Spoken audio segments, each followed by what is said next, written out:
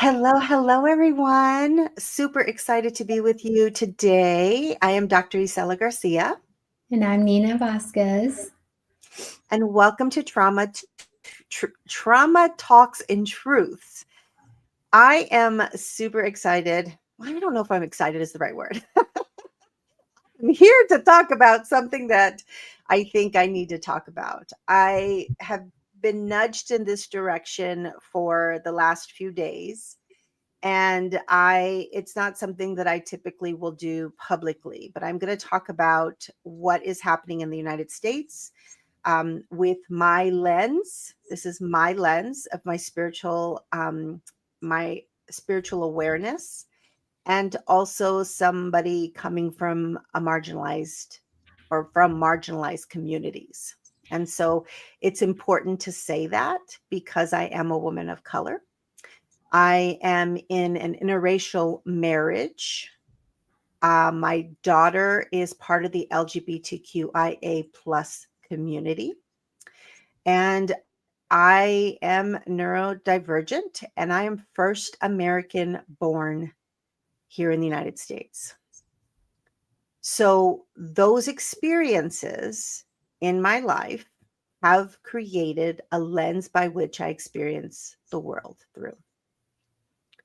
So Nina is kind of in and out of like what's happening in the world, and she gets a lot of her information from me. Yes. So does my husband. I'm like, do you know what's happening? Oh my goodness, do you know what's happening? Yes. So Nina's like, okay, you can do this. She's like, I'm not sure if I have a lot to offer, but you can do this. And so I'm Yes. gonna do it. So thank you, Nina, for Of letting me course. have this time to do this. Before I get started in sharing my perspective about what's happening in the world right now or in the United States right now, I want to let you know that I have decided to leave Meta. Okay. So I am closing down my I'm closing down my Love Being page here and my group. I will be opening up another group on a different platform that will be inviting the folks who are part of the group to. And then we are going to be broadcasting. Nina will do her broadcasting channel. So if you follow her, she'll broadcast and she'll let you know when and where and all of that. And I'm going to be on YouTube. Okay, so my broadcasting will be primarily YouTube. I will also, both of us are going to be on Blue Sky and Mastodon. So we are going to be on those two platforms. There is a new platform coming up called Neptune that is sort of like a TikTok. And that's one that I'm super interested in trying once it's launched in the spring at some point. So if you are interested in maintaining your connection and relationship with me, please follow the links and like me in those other places or follow me in those other places. Okay. Awesome. Nina, did you have anything you want to say about that, or you good? Um, no, I just want to say thank you, Isela, because I think there's a lot. The reason why I don't spend a lot of time learning about what's going on is there's just a lot of information. Mhm. And you don't know who to trust and who to believe, and you just, for me, it's like this just, yeah, I find that challenging, especially in the online space right now, on social especially. So I'll be over on YouTube as well, and I don't know, well, I haven't made a decision on the other platforms, if I'll be leaving completely or just minimally. But I have a strong opinion that it's time to create community outside of the platforms. Yes. Yeah. Mhm. All right. So I want to talk about three specific things. Okay. And I'm going to tell you my story of how I came to these three specific things and how it relates to the political climate that's happening in the United States. Now, many years ago, I was introduced to A Course in Miracles. And A Course in Miracles, I was first introduced to that with a book called A Return to Love. which is written by Marianne Williamson. And I was like 19 when I was introduced to this book, and I read the book, and I was like, okay, I really am interested in Course in Miracles, the book, and I try to read it myself, and that was just like bullshit. Like I was like, I don't understand this. There's a lot of talk about Christ and Jesus, and I'm trying to move away from that paradigm. I don't understand it, and I wasn't able to grasp it myself. I was 19 at the time. Like I did, and I didn't have. There wasn't the internet, and there weren't people that I could reach out to and connect to that would be able to help me or even like read it together. Like I didn't know how to do that. So I just went down my path of my own personal healing journey. And then fast forward many years, and I find a group where I am able to read A Course in Miracles with, and learned from this phenomenal teacher who had been doing it for 40 years. Like he knew this stuff, like the back of his hand. And I unlocked something within me when I started that journey. And more than anything else, the bottom line came down to the separation, that recognizing that you are more than this experience that you believe that you are having, that there's more to this. And there's this thing called the ego. And at the time, the acronym I continue to like to use is edging God out. The ego just makes us forget that we are divine, that we are infinite, that there is pure potentiality at the core essence of who we are, and that we are still in union with God. That's really what it comes down to. It's a 500-page book. It says the same thing over and over and over again, and I just taught you the whole lesson of the book. That's it. There's the ego, and there's your highest self. And you have to learn how to discern between those two things. Whose voice are you listening to? Are you listening to the ego, which is fighting for independence? It sees things in very concrete sorts of ways. It stays in the place of victimhood. The ego wants to be too. That's another big thing. The ego wants to be special and different. And so your highest self is the self that is in alignment with all that is, with source. Okay. So that's the biggest lesson in A Course in Miracles. And so part of what happened within me is I started to recognize that, yes, I am moving through this experience of life, and I am also more than. And I don't mean more than from like I'm special place, but that I have the potential to align with this highest self, that I can access this inner wisdom. I can live from a space of peace, love, and joy. Like I can do that. And it just takes practice to do that. I got to release. I got to integrate. I've got to transmute. I've got to heal. That's what people call, it's the fourth dimension. It's the transition from 3D to 5D is the fourth dimension of healing. And so that was my quest. It's like, okay, this is what I've got to do. And so in that experience, from a political perspective, from what's happening in the world, a lot of us got this message. Hold on, I just did something with my screen that got wonky. A lot of us got this message that there was going to be a ginormous awakening that was going to happen.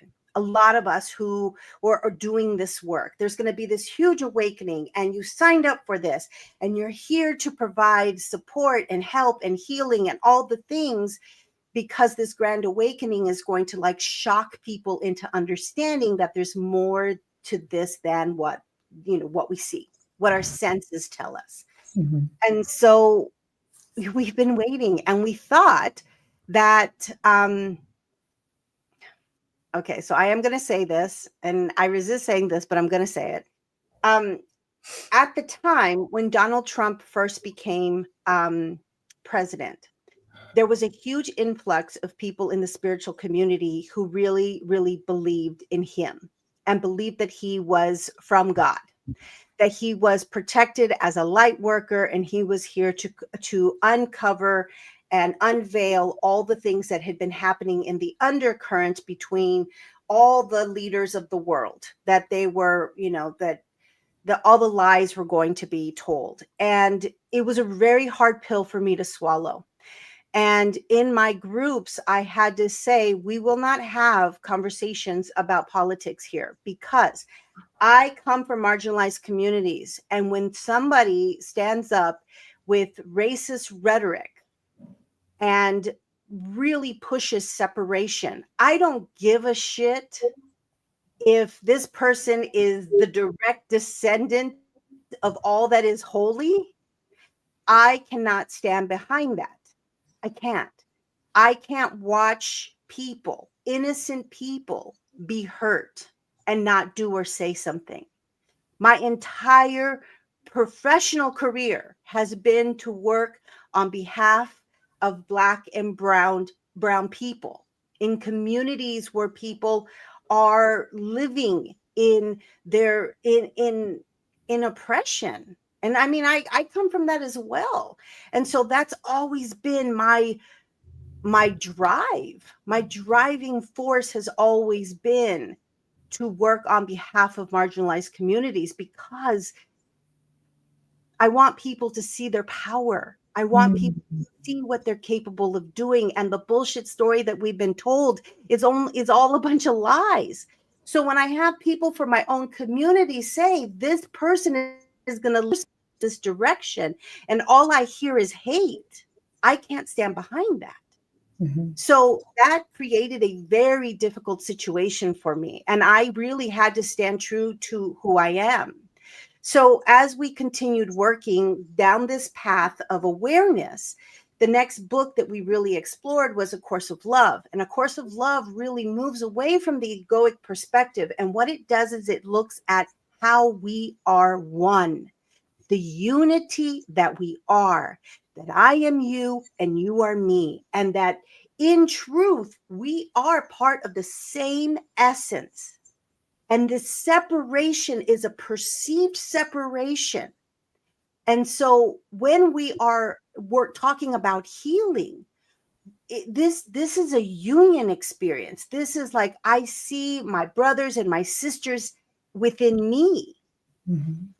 So this need that I've had for so long as working with people was really about my own healing, but also the healing of others at an energetic level, even at a practical human experience.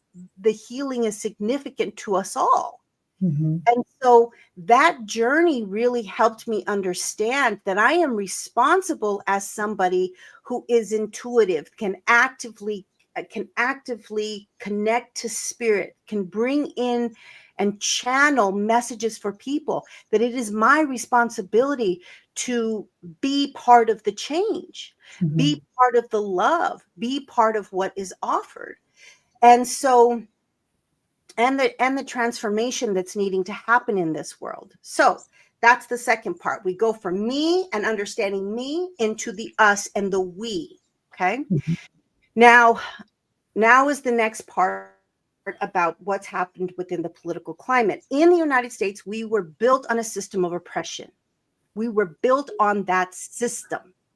From jump, people who originally here, the indigenous people, their home was robbed of them. And this land was then, was colonized. And then these systems were created from the very beginning to keep people down, and while others continue to rise in power. And if you look at, so much of this information has been pulled out of our textbooks, have been pulled out of all of our history, and the stories that have been told in our country have been lies that have helped the powerful sustain their power, their wealth. And the stories that we've been told is you just got to work hard. It's the American dream. You work hard enough, you pull up your bootstraps. If you didn't succeed, that's your fault. You didn't work hard enough. Well, I know a lot of people in my communities who've worked their fucking asses off and are still living paycheck to paycheck, who are barely scraping by. Yeah. And when we back out of this and we take a look at our educational system is intended to keep us naive and small. They do not teach us about financial literacy. They do not teach us how to invest. They do not teach us about taxes. They don't teach us about how to get a mortgage. They teach us about very minimal information and nothing really, well, a small percentage to do with life. Mm-hmm. When you look at our health system, it is not intended to keep us healthy. It helps people when they're already ill. Mm-hmm. So then we have a system then that is created to keep us in a place of being sick. And it's about making money. So how do we cut corners to sell more of this junk that people ingest, that people become addicted to so that they can stay sick? And then we keep them addicted to medications and we make money off of medications. It's a whole system. And then we say to these people that come from oppressed communities, what's wrong with you? What's wrong with you? Yeah. So this has been going on for a very, very long time. This is not new. And I had never heard the term oligarchy before. But once I started to really understand that it really is about power and money, what's happening in the United States right now is a culmination of what's been brewing for a very long time. The powers that be, the billionaires that are now sitting at the very top of our structure in the United States, can change this country in any way that they want. They can change it because they have the power. They have the power to make things happen. Now, what's beautiful about this experience is that there's more of us than there are them, right? Mm-hmm. Mm-hmm. But they keep us separated. They keep us fighting each other. It's the right, it's the left. They said this, they said that. Look at this. They keep us distracted, Mm-hmm. Oh. so we don't see what's really happening. We Mm-hmm. stay fighting each other. Okay? That's exactly what's going right now online, is that everyone's pointing at each other of who's right and who's wrong. We've lost the sense of humanity.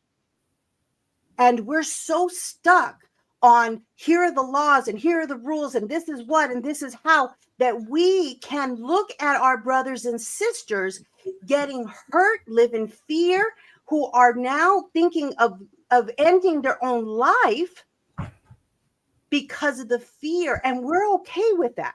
We're okay with that because that's what the justice system says. That's what those people are telling us that's right for our country. We have lost our sense of love and humanity. Now I'm going to go back to the thing that I said. I learn about me and who I truly am beyond this time and space. And then I learn about the we in the collective consciousness. That was intended for a lot of us to come to this place, because this is the place where we get to decide love or fear. And fear, what is feeding into the system right now, because they don't want to lose power. And right now they have all the power. And Donald Trump is simply a mirror of our collective shadows. Mm-hmm. And he is a puppet, even though he has a lot of power and he's doing a lot of horrible shit right now.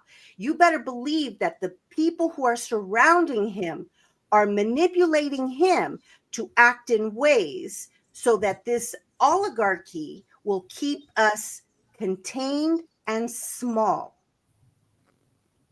And we're being gaslit every single day, thinking that it's this, that, and the other. And this is the awakening. And let me tell you what happened recently. When TikTok went dark, a lot of people's spirit, like their livelihood was in TikTok, and their communities became a part. I mean, it was amazing. TikTok is an amazing platform, and it did such amazing things for a lot of them, myself included. I learned so much from other creators about me, about my kid. I mean, I love TikTok. It went dark. And you better believe I went across the pond and I went to the little red book and I joined that platform. And I don't know if ever in my life I felt so much community. And I get emotional right now as I'm talking about it. The sense of connection and community And then we started to talk to each other. We started to talk to each other about our homes and taxes and freedom of speech and how people live and how much do you spend on groceries and how much and we had this grand awakening of the lies that we have been told as a country, not just about who we are, but about the other countries and who they are. Mm-hmm. It's like we now saw one another as one another. Mm-hmm. The I am you and you are me. We can't speak the same language, but now we are connected to each other in Mm-hmm. ways of seeing the humanity in each other. That was the next level of awakening. So now we come back to this situation that we are here in the United States. And I will tell you that the reason why it's happening is that this stuff has been rooting in the ground. And I mean, rooting the way like a tree roots. And it's been coming to surface. And this administration is going to water, water, water. And we are going to see the truth of what has been happening for a long time. It's being exposed. And I know it's scary. And I know it's hard. And it's unpredictable. And we don't know what the fuck is going to. And this is where those of us who've been prepping for this is go time for us. This is where we do the work. We do the internal journey within, because when shit gets hard, we have to be able to calm our nervous system. We have to be able to make decisions that are on behalf of me, our family, each other, our community. We have to choose love. But if we are in a space of constant state of fear, we're going to choose a survival way Yes. to Mm-hmm. move through the experience. We're not going to choose love. Mm-hmm. That's why this internal work of delving and healing our own shit is so important. Yeah. Because when the push comes to shove, and it has to get dark. And let me tell you why it has to get dark. The people who supported him have to feel what it's like to be a part of a marginalized community where they thought they were going to get what they thought was going to come their way, and it's going to be stripped from them. They have to feel that. Because if they don't feel it, they're going to keep saying those people are causing the pain. Those people are taking away our privilege. Those people are those people. They have to become those people. And if they don't become those people, this will never change, ever. So are things going to get dark? Yeah. Yeah, they're going to get dark. I'm hoping they don't get too dark, but they're going to get dark. And the key here is that we really need to do our own healing so that we can step into this experience from a place of love, compassion, and healing. Mm. We will get through this and it will be okay. But we have to come together as a community and recognize that this isn't about division. This is about the decision to be in unity. And I Mm-hmm. pulled 3 cards before we got on this, before you and I connected today, Nina. I pulled 3 cards and I said to them, okay, I need your guidance here. First card I got was Archangel Azrael. Yes, he's a hot man. This is how I see him. Archangel Azrael is the angel of transformation. These are transformative times. Okay, he's here with us. Then we have Archangel Nathaniel, and Archangel Nathaniel is telling us you need to find your life purpose, your passion, Mm-hmm. and your highest potential. We got to delve deep into understanding that this is a temporary experience. But damn it, we are here to create. And this timeline had to happen. It had to happen where Trump won in order for us to take the roots up. It had to happen. And finally, oh my God, I can't believe how this went. All 3 angels. Okay. These are the cards I pulled. The next one was Archangel Shamuel, and he's the angel of love. And he's telling us to choose love, to Mm-hmm. choose love. And that's our journey. It's transformation. And we do this together. We do this together as a community. We find our purpose, and our healing is got to be our priority. And then we need to make the decision to choose love. And the way we do that is we speak up and we do what's right. We Mm-hmm. do what's right for humanity. not for the systems that have kept us locked up in these belief systems and social conditioning that have not served us well. There you go. That's where I'm at. Isela, I had chills the whole time you were speaking. Thank you so much for really letting us see you and learn from you. And I want to ask you a question. Are you open to it? Yeah. There might be some people that are listening and watching that I had chills and energy running through my body. And it wasn't fear, it was passion for me. But there might be some people that are listening and watching that feel fear because they've never heard anyone speak the way you did or share the things you did. And they're afraid and they don't really know what to do with that. So, of course, I know your answer is love, but how do they move from fear to love?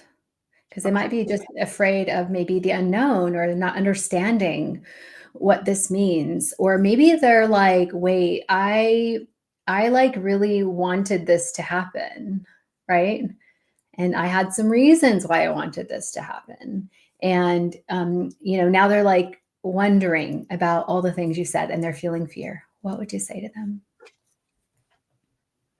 I'm going to say that there are very few people who I know that are not at some level fearful right now, myself included.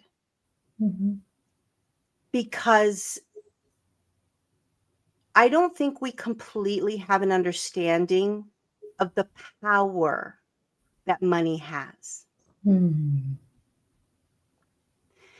And it is scary because we are in this human experience. And one of the things that I really am uncomfortable and I have lots of feelings about in the spiritual community, people will say, stay in your high vibe. Look at things from a different perspective. Stay in the place of just positive thoughts, create. And that irritates me to no end. And I will tell you why. I believe that for many people, it's a privilege to be able to separate yourself from what's happening because you may not have been personally attacked in terms of living in oppression before. Now, all women, doesn't matter what color you are, what race you come from, you are part of who is now part of this marginalized community because our reproductive rights are on the line here. Our say is on the line here. But historically, if you have not lived in communities that are oppressed, it's really hard to understand what it's like to feel othered. Yeah. And so we get to feel fear in this human experience. We get to have this uncertainty and the fear that comes with that. Mm-hmm. And so I think it's disrespectful to dismiss the human emotional experience that we are having. Yeah. So we got to give ourselves permission to have that. And this is why community is so critically important, because I don't want you to stay in that. Yeah. We can't stay in that because then what happens is we become a victim of the experience as opposed to those that create the change that needs to happen. Mm-hmm. So for me, I allow myself to go my state of, oh my God, what the fuck is happening right now? And then I come to the state of really getting myself grounded Mm-hmm. and going, okay, how shall I serve? Yes. How shall I serve? But let me tell you, this does not come. And Nina, you are, I think I hear you from a conversation we had a little while ago. We have to build our capacity to manage what's happening. And this is why we're here to help you. Because if you are so afraid and you don't have the capacity to navigate through what's happening from an emotional state, you are going to shut down, disassociate, not feel. You're going to do all of the things to avoid feeling what you're feeling. Which is exactly what they want you to do. Yes. Yes. So Shut down and shut up. shut down, shut up, and consume. Yeah. Consume, and let us program you, and you just eat the shit that we put out there on the shelf, and so we can keep you in the system, right? Yes. They don't, Isela, share. I'm getting a little passionate. Oof. Share what you share with me about China and them talking about our insurance and food. What was it? I So saw there the was a meme. question that came out on the app. An American asked, "What jokes do Chinese people tell about Americans?" And the number one joke was, "Why do Americans eat like their health care is free?" And I was like, Let that land. Why do we eat like our healthcare is free? right, Right. Because we have a system that doesn't care about our healthcare. right. They care about their healthcare system. Right. Right. Yeah. There's been a huge awakening from a global perspective. There's been a huge shift in understanding powers that be. And more than anything else, what I want people to hear is it's okay for you to be afraid. It's okay for you to feel uncertainty. What you're feeling is valid.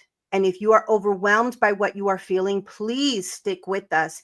Please join our community, because my intention is to build community where you feel safe, where you can get regulated, where you will gain tools to be able to then go out and fight the good fight. And the way that we fight it is not with violence. I mean, I'm not opposed to violence if it's all for love.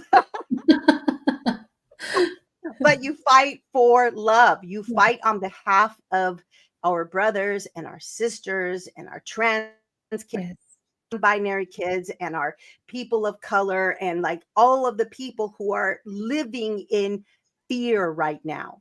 Yeah.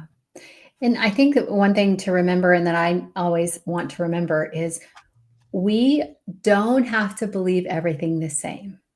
Here's what they want us to do, is want to say, no, you believe something. So now here's the separation. Now you're separate. You're not the same, right? But what we need to remember is we are not, right? Love will bring us together.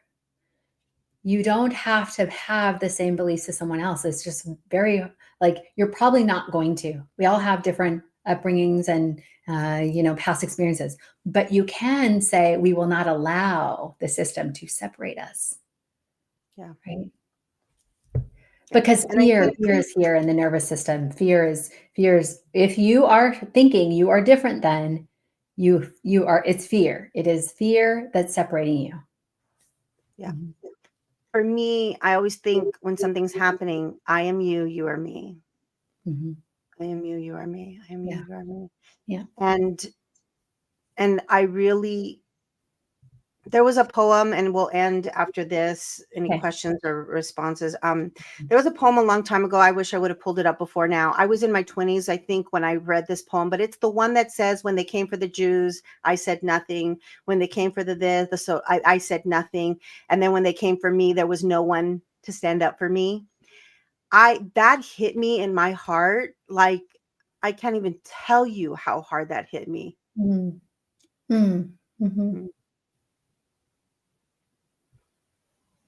Yeah.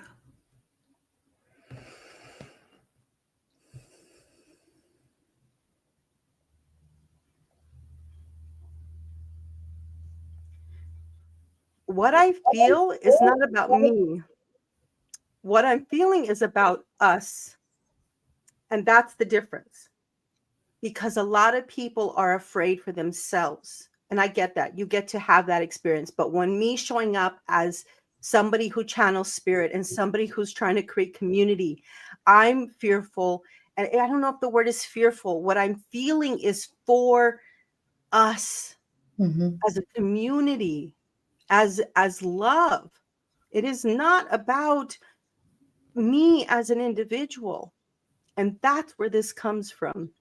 Mhm. So I encourage you all to really think about who you truly are and how we show up for each other, whatever that looks like for you, Yeah. especially during this time.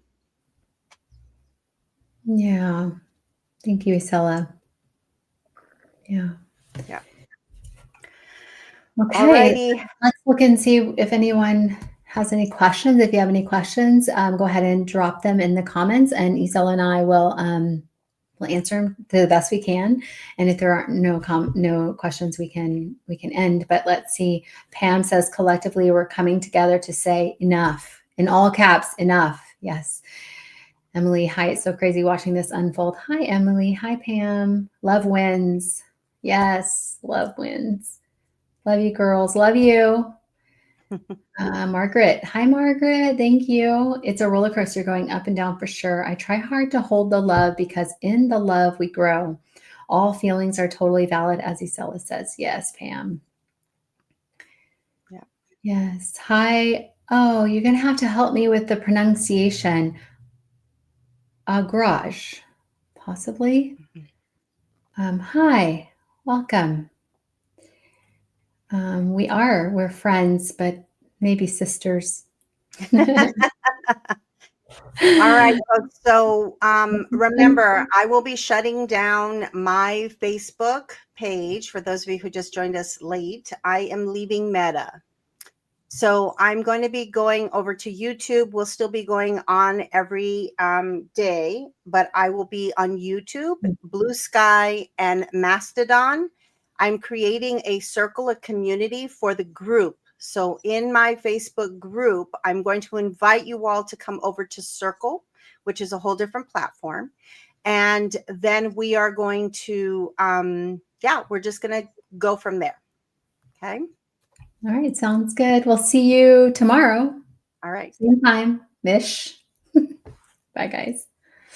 Bye.